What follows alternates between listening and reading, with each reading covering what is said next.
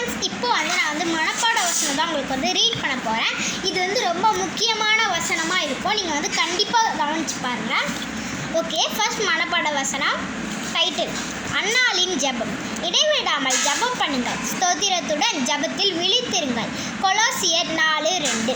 குட்டி சாமுவேல்: கர்த்தாவே சொல்லும் அடியேன் கேட்கிறேன். 1 சாமுவேல் 3:9.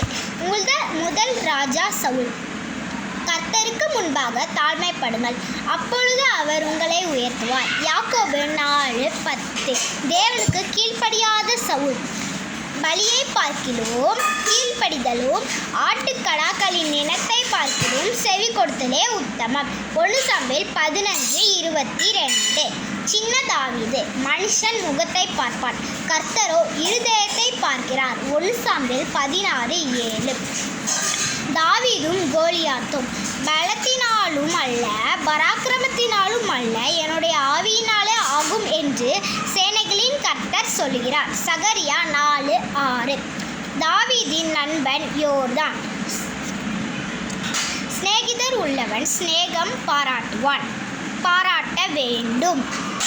சகோதரிலும் அதிக சொந்தமாய் சிநேகிப்பவனும் உண்டு. நீதிமொழிகள் 18:24.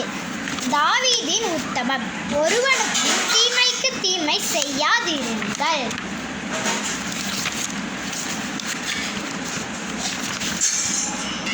எல்லா மனுஷருக்கு முன்பாகவும் யோக்கியமானவைகளை செய்ய நாடுங்கள்.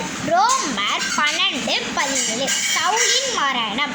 உங்கள் சத்துருக்களை சிநேகியுங்கள், உங்களை சபிக்கிறவர்களை ஆசீர்வதியுங்கள். மத்தேயு 6:44. ஆலயமே தாவீதின் வாஞ்சை. நான் என் ஜீவனுள்ள நாளெல்லாம் கர்த்தருடைய ஆலயத்தில் தங்கியிருப்பதையே நாடுவேன். சங்கீதம் 27:4. அப்சலோனும் அகித்தோபேலும்: கர்த்தருக்கு விரோதமான ஞானமும் இல்லை, புத்தியும் இல்லை, ஆலோசனையும் இல்லை.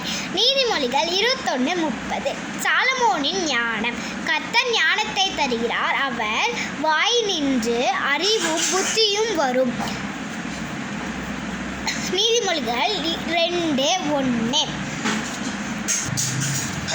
சாலமோன் கட்டின ஆலயம். ஆலயத்தை கட்டுங்கள், அதன் பேரில் நான் பிரியமாயிருப்பேன், அதனால் என் மகிமை வழங்கும் என்று கர்த்தர் சொல்கிறார். ஆகாய் 1:8. எலியாவும் காகமும்